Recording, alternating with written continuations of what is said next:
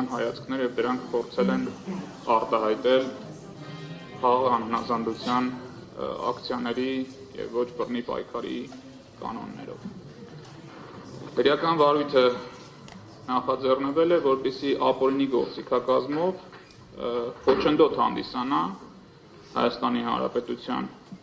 լիիրավ քաղաքացիների համար իրենց սահմանադրությամբ երաշխավորված իրավունքների իրացման ճանապարհը։ Քրեական վարույթը նախաձեռնվել է ի թիվս մյուսների, նաև Առաքելական Սուրբ Եկեղեցու arczepiskopos Երաշնորհ Տեր Բագրատ arczepiskopos Գալստանյանի նկատմամբ։ Այս դահլիճում, այս դահլիճից դուրս, մեր հասարակության շրջանակներում կասկած չի մնացել, որ այս քրեական հետապնդումը ապօրինի է, հիմնված է կեղծ ապացույցների վրա, չի հետապնդում քրեադատավարական նպատակ։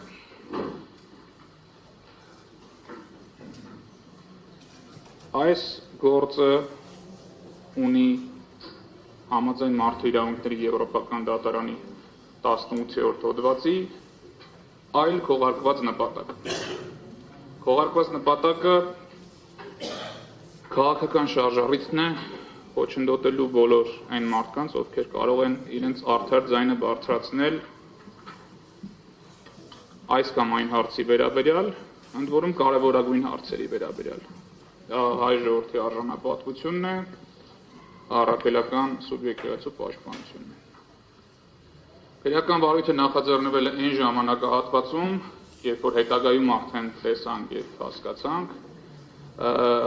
նախապատրաստվում էր, կազմակերպվում էր առաքելական եկեղեցու դեմ այն արշավը, որի ականատեսն ենք դարձել այսօր, եւ այս գործը հարուցելու ստորագրությունը դրած քննիչը, այնուհետև մեղադրանքները հաստատած դատախազները իրենք են սկսել այս ողջ գործընթացը եւ իրենք, եթե չասեմ ամբողջությամբ, մեծ բաժնով պատասխանատու են բոլոր այն գործողությունների դեմ, որ այսօր ապօրինաբար տեղի ունենում հայ առաքելական եկեղեցու նկատմամբ։ Շարժառիթը եղել է ինչպես քաղաքական գործընթացներից, ըստ հաղորդից մեկուսացումը, այնպես էլ շարժառիթը եղել է առաքելական եկեղեցու ներսում կշիռ ունեցող հոգևորականի մեկուսացումը, որպեսզի դյուրին դարձվի այս արշավը եկեղեցու նկատմամբ։ Կա մեկ լուծում այս իրավիճակում ճիշտ գտնվելու համար։ Ըստ հաղորդից նկատմամբ խափանման միջոց չպետք է ընտրված լինի։ Քանի որ ի սկզբանե այս հետապնդումը եղել է ապօրինի, նշված է շարժառիթներով, խափանման միջոցը չունի որևէ իրավական հիմք, այն պետք է գոյություն չունենա։ Դուք ունեք հնարավորություն դատավարության այս փուլում որոշակի սահմանափակ հնարավորություն, կատարել գործողություններ ձեր լիազորությունների ձեռնով, որով մասնակի որոշ չափով կարող եք մեղմել բոլոր ապօրինությունները, որոնք սկիզբ են առել նախ 2025 թվականի մարտի 18-ին քրեական վարույթի նախաձեռնումով, ապա եւ հունիսի 25-ին անձանց ձերբակալություններով, այնուհետև մեղադրանքների առաջադրումով։ Դա բավականին դժվար որոշում է հաշվի առնելով մեր իրողությունները այսօրվա, բայց դա միակ ճիշտ որոշումն է։ Ցանկացած այլ տեսակի որոշում շարունակում է եւ ապօրինաբար խախտել ինվեստորի իրավունքները եւ շարունակում է բաց թողնել այն դաշտը, որի պայմաններում իրավապահ եւ դատական համակարգը պատրաստ է իրավաբանության ցանկացած աղճատման ոտնահարման, եթե դա պահանջում է քաղաքական շահը։ Ուստի դուք կարող եք դերակատարություն ունենալ ինչպես վստահորդիս իրավունքների պաշտպանության հարցում, այնպես էլ առհասարակ այդ արգելակը սխմեք դատական համակարգի այս աստիճանի գաղավիժումը կանգնեցնելու ուղղությամբ։ Դրա համար դուք ունեք բավարար իրավական հիմքեր։ Հիմա արդեն անդրադառնանք այն հարցերին, ինչը ենթադրվում է խափանման միջոցի հարցի քննարկման բուն ընթացքին։ Հանրային մեղադրողները ինչպես առաջին դատական նիստին, այնպես էլ հաջորդիվ հայտարարություններ կատարեցին, ընդհանրական արտահայտություններ առանց գործի որևէ տվյալի վրա հղում կատարելու, առանց պատշաճ մեղադրանքի, առանց խափանման միջոցի հիմքերի որևէ ռեալ պարզաբանման։ Նշվեց, որ վերաքննիչ դատարանը էականորեն նվազ է համարել եւ իր դատական ակտում այլևս չի կիրառել այդ հիմքը, թողնելով միայն գործի միջամտելու հարցը, բայց իրականում այդ խնդրին ես շատ չեմ ուզում անդրադառնալ, որովհետև բազմիցս անդրադարձել ենք, ես ընդհանրապես առանձին պնդումներ եմ անելու, որի վերաբերյալ պատասխան եւ պատճառաբանությունները ակնկալելու եմ տեսնել ձեր դատական ակտում։ Նախ պետք է անդրադառնանք կալանքի պայմաններին։ Ինչպես այս գործով առաջին օրը մեղադրանք առաջադրելու պահից եւ այդ փաստաթուղթը ձեր ձեռքի տակ կա, մենք բարձրաձայնել ենք հարցեր քննիչին, որ այս մեղադրանքը բարձ չի եւ բարձրաբանման կարիք ունի, այնպես էլ գործի քննության 6 ամիսների ընթացքում այդ բարձրաբանումները չենք ստացել, ինչպես մեղադրանքի կողմից, այնպես էլ հրապարակային հայտարարություններ կատարող նախաքննական մարմնի կողմից եւ համոզմունք ունեմ, որ մենք այդ բարձրաբանումները չենք էլ կարող ստանալ, ոչ թե նրա համար, որ մենք այդ ունակությունը չունենք, այլ որ բարձրաբանում տվողները այդ ունակությունը չունեն, ակնհայտ ապօրինի լղոզված մեղադրանքում որևէ իրավական տարր մատնանշելու։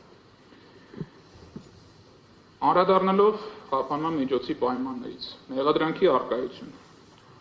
Վճռաբեկ դատարանը, Մարդու իրավունքների եվրոպական դատարանը, բազմաթիվ նախադեպերով չթվարկեմ ձեր ձեռքի տակ եղած վարույթների նյութերում, մեր բողոքներում բազմաթիվ նշումներ կան այդ դատական ակտերի, ներկայացրել է, որ անձին ներկայացված մեղադրանքը պետք է լինի հստակ, պարզաբանված։ Սա կարևոր է նաև հետագայում, որ անդրադառնանք հիմքերին, նաև այդ տեսանկյունից։ Ինչի որովհետև 18 անձի վերաբերյալ մեղադրանքը ունի բացարձակապես նույն տեքստը։ Ընդամենը յուրաքանչյուրին հանձնված փաստաթղթում մկեցված է իր անունը։ Այդպիսի պայմաններում պնդում հնչեց, որ օրինակ մեղադրանքի կողմը գտնում է կամ դատարանը նախկինում գտել է, որ ինվեստորը ունի առանցքային եւ առանձնագի դերակատարում։ Այլ որ այդ մեղադրանքների շարադրանքը նույնն է։ Մենք ոնց ենք կարող վեր հանենք որևէ մեկի որևէ տեսակի դերակատարումը այս հարցում։ Իսկ դրա տակ ոչ փաստական հիմք կա, ոչ իրավական փաստաթուղթ կա,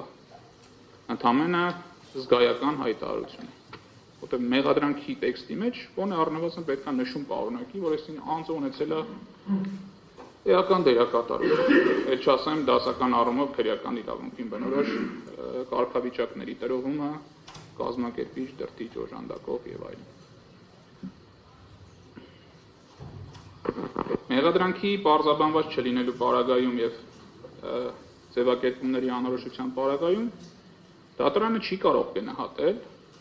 ոչ թե նրա համար, որ այս փուլում առասարակ չի կարող, այլ բովանդակորեն չի կարող գնահատել որևէ արարքի առկայություն եւ դրա հիմնավոր կասկածի առկայություն։ Որտեղ եթե նկարագրված չի անձի ենթադրյալ արարքների օբյեկտիվ կողմի գործողությունների կամ անգործության որևէ նկարագիր, դատարանը չի կարող համեմատական անցկացնել գործում առկա փաստերի, նյութերի, ապացույցների հետ, որպեսզի հասկանա ողջամտորեն կարող է դա տեղի ունեցած լինել, թե ոչ։ Դա առաջին հարցը դեռ ինչ է տեղի ունեցել, որ մի հատ էլ հասկանանք դա ապացուցվում է, թե ոչ։ Մեր բազում հարցադրումներին, հարցապնդումներին եւ մեղադրանքի վերաբերյալ եւ ապացույցների անհատականացման վերաբերյալ նախորդ դատական նիստերին էլ ականատես եղանք, որ մեղադրանքի կողմը որևէ տարանջատում չկատարեց եւ իրենց միջնորդության մեջ առնվազն որևէ ապացույց չեն արտանշել,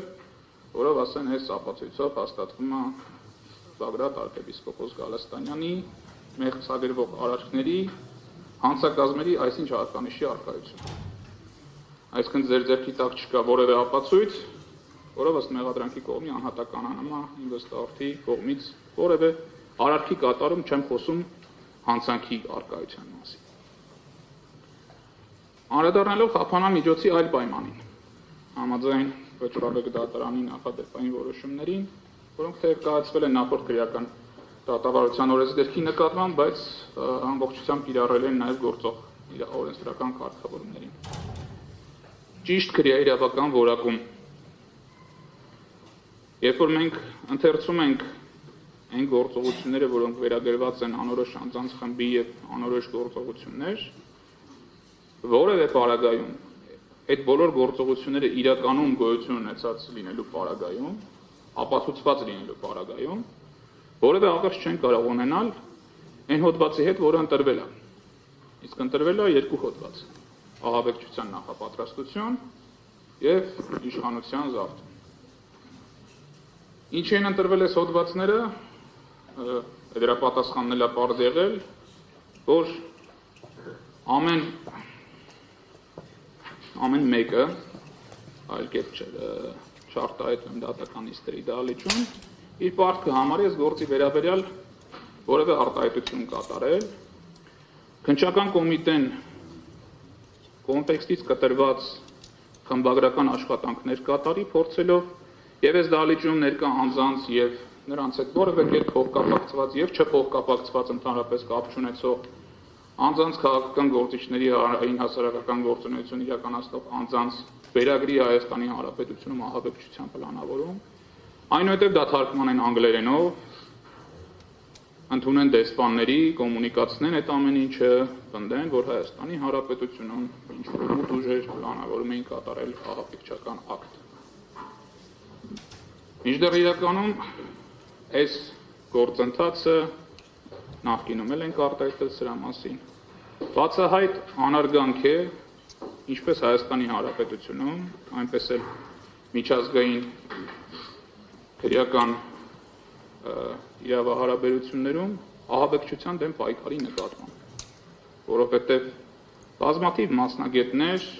իրավապահ մարմնի աշխատակիցներ օրնիվում քրտնաջան աշխատանք են կատարում իրական ահաբեկչություններ կանխելու համար, բայց մի խումբ մարդիկ որոշել են, որ այդ բավականին ծանր մեղադրանքը, հանցագործությունը եւ այդ բոլոր պայքարած մարդկանց անձանց աշխատանքը պետք է ջուրը նետեն եւ այդ ծանր մեղադրանքը քաղաքական շարժառիթներով փաթեթավորեն եւ փորձեն կրկնեն մարդկանց, ովքեր որևէ առնչություն չեն ունեցել նման գործողությունների հետ։ Նույնը վերաբերվում է իշխանության զավթման հանցակազմին։ Ես ակնկալում եմ, որ դուք դատական ակտում երկու այս պայմաններին անդրադառնալու եք։ Նախ, եթե բավարարում եք դատախազների խնդրանքը, պահպանման միջոց եք որոշում կիրառել, անդրադառնում եք, թե արդյոք առկա է պարզաբանված մեղադրանք, որտեղ մեզ այսօր ոչ մեկ չի պարզաբանել եւ ելի մատնանշեմ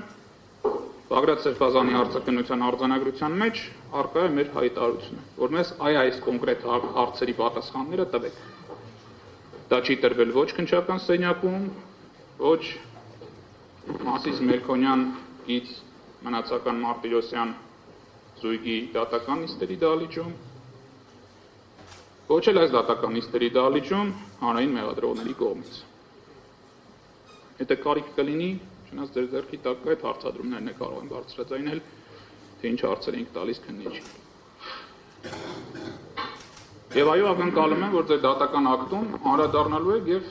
առնվազն հիմնավորեք, որ առկա է համաձայն Վճռաբեկ դատանի նախադեպերի եւ Եվրոպական դատանի նախադեպերի հաստատած ստանդարտների առկա է որոշակի մեղադրանք։ Սա առաջին։ Երկրորդը, որ այդ մեղադրանքում շարադրված գործողությունների իրադարձությունների նկարագիրը համապատասխանում է այն իրավական գնահատականին, որի հիման վրա մեղադրանքը առաջադրվել կոնկրետ հոդվածներով։ Սա նույնպես դատանի պարտականությունն է, այդ թվում այս փուլը, որովհետև եւ օրենքը եւ նախադեպային իրավունքը որևէ տարանջատում չի դնում այս երկու պայմանների առումով։ Հիմնավոր կասկածին կանդրադառնանք դրա վերաբերյալ մի քիչ խառը դատական պրակտիկա ունենք։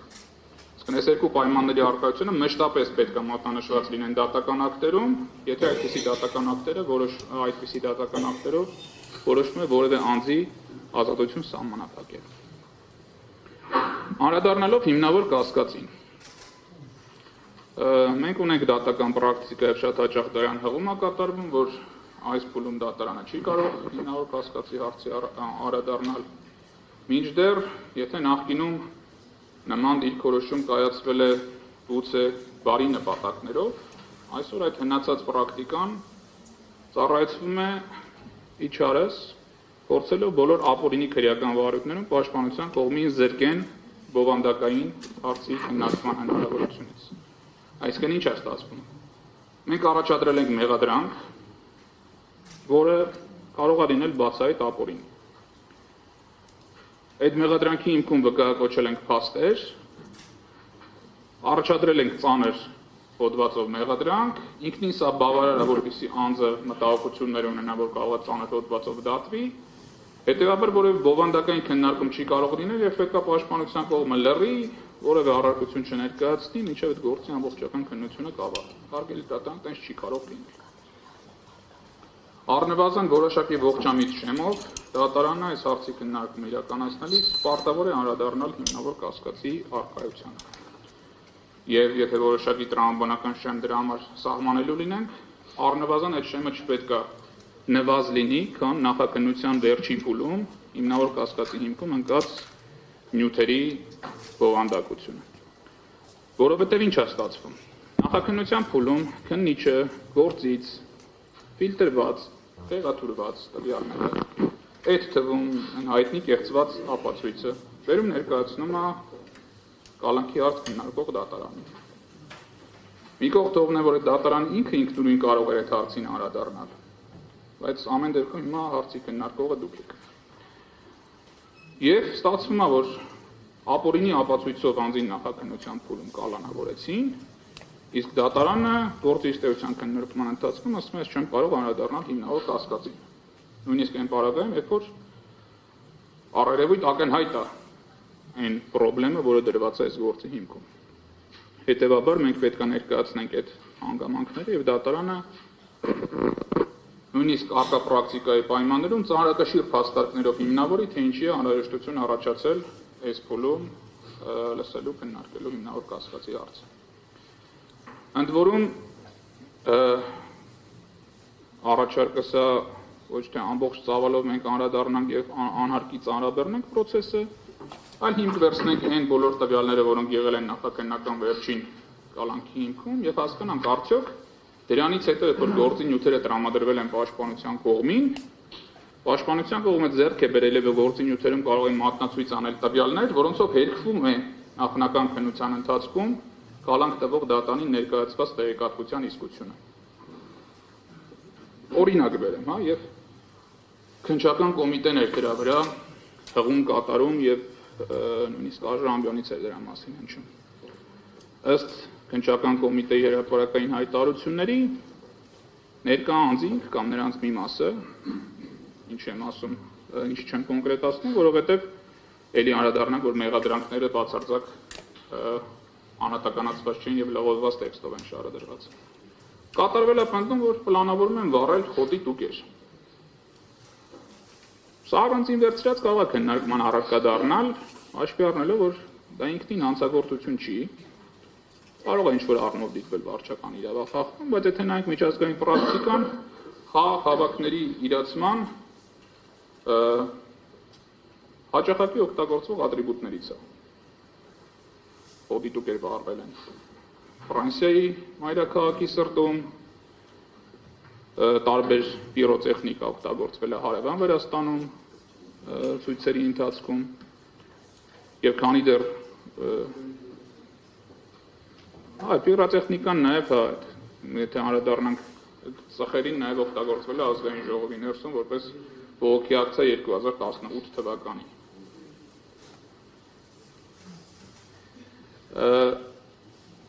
Վերադառնալով, քննչական կոմիտեն այդ հայտարարությունը կատարում է։ Դրա վերաբերյալ նյութեր դրվել է առաջին կալանքի հիմքում։ Հետագայում երբ որ ստացել ենք գործի նյութերը, ինչ ենք տեսել այդ գործի նյութերում, որ այդ խոսակցությունը, որ օրինակ վերագրվում է Բաղրատ Սրբազանին, այստեղ էլ վերապահում անենք այդ ձայնագրությունների նույնականացմանը, վերագրվում է Բաղրատ Սրբազանին ըստ քննչականի։ Դրան հաջորդող 2-3 օր հետո ձայնագրության մեջ էլի իրենց կողմից արձանագրված էլի Բաղրատ Սրբազանի վերագրվող տեքստում կատարվում է հայտարարություն, որ չէ քննարկել ենք, սա չենք անելու։ Առաջին ատյանի դատարանին այս տվյալը ներկայացված չի եղել նախաքննության ընթացքում։ Արդյոք եթե այս տվյալը բարեխղճորեն քննիչի կողմից ներկայացված լիներ, դատական ակտ ունենալու էր այդ տեսքը։ Ես խիստ կասկածում եմ։ Բայց ապօրինաբար թաքցնելով մեղադրանքը հերքող տվյալները, ֆիլտրված սելեկտիվ ձևով ներկայացնելով առանձին հատվածներ, ինչ որ առումով դատարանի քննիչը համոզել է, որ այս տվյալները կարող են իրողություն լինել։ Նույն տանջված գնդակահարության ձայնագրությունը։ Նախաքննության ընթացքում դա ներկայացվում է եւ դրվում է խափանման միջոցի հիմքում, այն բովանդակությամբ, ինչը քննիչը եւ ԱԾ-ի աշխատակիցը նպատակահարմար են գտել արձանագրել։ Ընդ որում արձանագրությունները կազմվել են այնպես, որպեսզի հանկարծ կասկած չմնա, որ այնտեղ կարող է ինչ-որ հատված բաց թողնված լինել, չեն օգտագործել որևէ լեզվաբանական կամ իրավական տեխնիկայի կանոններ, որպեսզի ցույց տան, որ այդ հատվածը առանձնացված է եւ ամբողջական բովանդակություն չի պարունակում։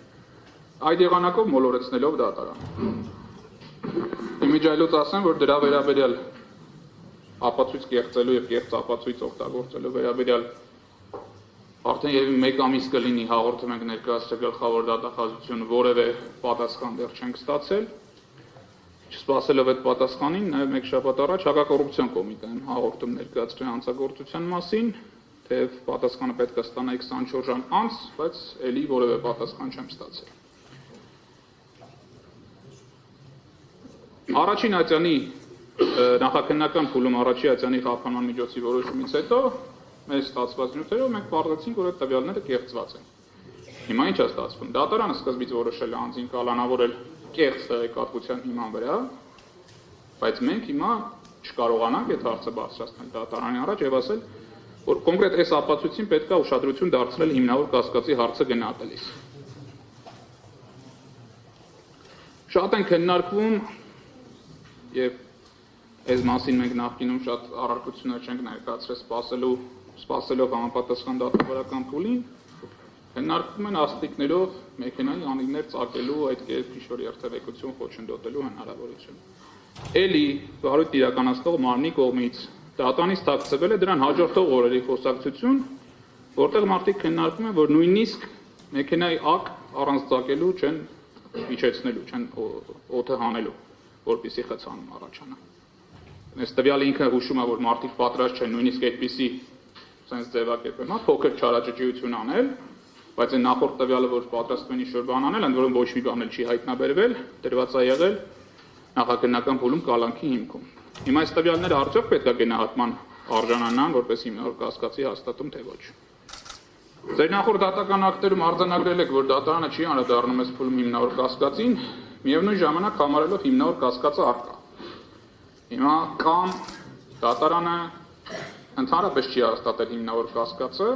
կամ տրամաբանությունը հանգում է նրան, որ դատարանը իգիտություն է ընդունել վերջին անգամ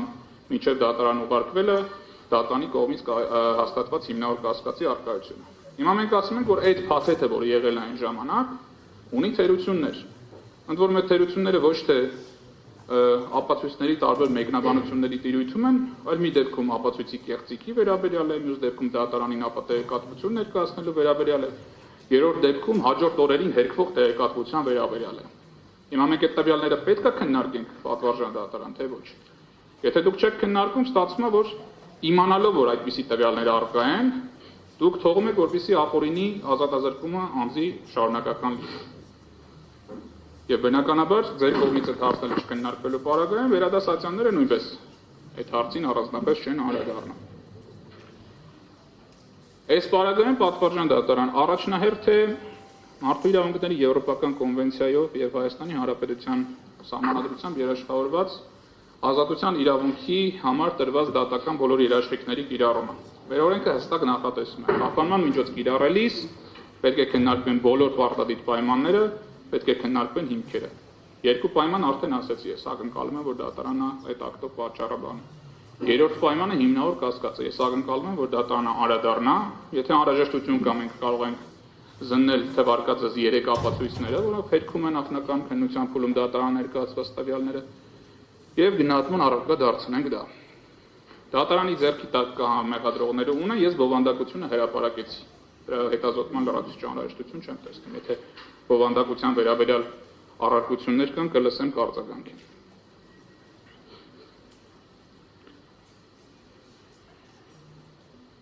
Այս բոլոր հիմքերի պայմաններում մեղադրանքի կողմը շարունակաբար եւ կրկին ստանդարտ նախադասություններով ձևակերպումներով պնդում է, որ առկա վարույթին խոչընդոտելու հնարավորություն։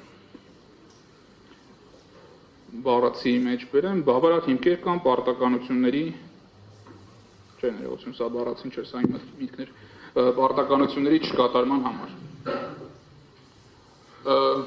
Որն է այդ բավարար հիմքը, բացի ենթադրական տեսական դատողությունը։ Ինչ է տեղի ունեցել մինչև այսօր, որ հանրային մեղադրողներին կամ դատարանին կարող են հիմք տապանդելու, որ որևէ, չասեմ նույնիսկ ոչ իրավաչափ, ոչ արդար միջամտություն կարող է լինի, որտեղ մենք խոսում ենք Բագրատ Սրբազանի մասին։ Մենք չենք խոսում իրավունք օրենք խախտելու չխախտելու մասին, մենք խոսում ենք բարոյականության բարձր ստանդարտ ունեցող մարդու մասին։ Եվ բնականաբար պետք է հիմքերը նույնպես անդրադարձ կատարվի ըստ բովանդակության։ Որևէ պատճառաբանություն մեղադրանքի կողմից չի ներկայացվել, թե ինչու է այս կամ այն հիմքը առկա, գործի որևէ փաստական տվյալի հղում չի կատարվել, գործը դատարան մտնելու պահից մինչև այսօր վարքագծի որևէ թերացման հղում չի կատարվել։ Եվ տևական ժամանակահատվածում գործի քննության պարագայում, երբ որ նաև ժամանակին էլ որոշակիորեն մեղմվել է խափանման միջոցի սահմանափակումը, նաև ավելացել է շփումը, անսահմանափակ շփումը բոլոր հնարավոր անձանց հետ,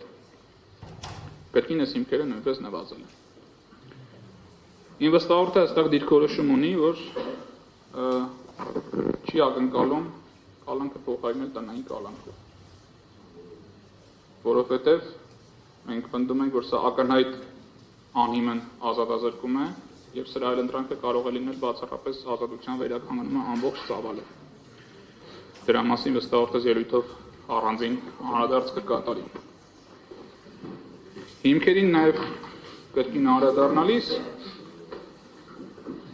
ելի պետք է մատնանշեմ, որ վերաքննիչ դատարանի դատական ակտը գնահատման աստիճանի բարձր չի համարել, գնահատման արժանի աստիճանի բարձր չի գնահատել նորարար կատարելու ռիսկը համարելով այդպիսի տվյալների բացակայություն, նաև դուք էլ ձեր նախորդ դատական ակտում եւ վերաքննիչ դատարանը վերանայման արդյունքում արձանագրել է, որ սույն գործով մեղադրանքները հիմնված են առավելապես օբյեկտիվության հատկանիշ ունեցող ապացույցներով։ Սա էլ շատ պայմանական արտահայտություն է, որտեղ այդ առավելապես օբյեկտիվ ապացույցները տեսել ենք ինչ եղանակով են կեղծվել։ Բայց ամենաներևս դրանք ձայնագրություններ են, որոշակի տեսանյութեր են, ուզարկություններ են եւ այլն, որոնց վրա բնականաբար բացի իրավապահ մարմինների աշխատակիցներից այս դատարանում ներկա որևէ անձ չի կարող այլևս ազդեցություն ունենալ։ Ով էլ ժամանակին այդ ազդեցությունը կարող էր ունենալ, արդեն ունեցել ավարտել։ Ուստի այս պարագայում խիստ տեսական դատողություն է գործի նկատմամբ ոչ իրավաչափ ազդեցության ռիսկը։ Դե բնականաբար բացակայելու ռիսկի հարցը մենք վարույթից թաքնվելու ռիսկի հարցը վաղուց ենք սպառել, դրանից անգամ կարիք չեմ տենում այս հարցին անդրադառնալ։ Այլընտրանքային խափանման միջոցների հարց չեմ քննարկում, նախորդ դատական նիստերին քննարկել ենք, այդ հնարավորությունը առկա է եղել, դատարանը կարող է նախկինում անդրադառնալ եւ լիազորությունների դիրույթում հիմա էլ սահմանափակված չի, եւ ասում ենք տնային կալանքի Բագրատ Սրբազանը չի գնալու, գրավ չի վճարելու, էլեկտրոնային հսկողության սարք չի կրելու։ Անդրադառնալով այսօրվա ոչ իրավական, ոչ օրինական, ոչ բարոյական իրավիճակին, որ ստեղծված է Հայաստանի Հանրապետությունում, հատկապես հայ-առաքելական սուրբ եկեղեցու սպասավորների նկատմամբ վարույթներում։ Ինչպես ասեցի, դուք հնարավորություն ունեք այս բանին մասնակի մեղմելու այդ խախտումները։ Մի առիթով ձեզ քննարկել ենք նախկինում, բայց այս դատական գործով առաջի անգամ պետք է արտահայտեմ մեզ միտքը, որ հայ-առաքելական սուրբ եկեղեցու դեմ այս բոլոր ոտնձգությունները միասնական դիտավորության մաս են կազմում։ Սրանք անհատական վերցված գործեր չեն, սրանք տարբեր անձանց, պաշտոնատար անձանց, ոչ պաշտոնատար անձանց, միմյանց գործողություններ լրացնելով, խոչընդոտներ հաղթարելով, ինտելեկտուալ օժանդակություն ցույց տալով, քարոզչություն իրականացնելով, մարդկանց անտեղի զերպարտելով, ապացույցներ կեղծելով, իրար գործողություններ լրացնելով մեկ անձավոր շղթայի դրսևորում է։ Եվ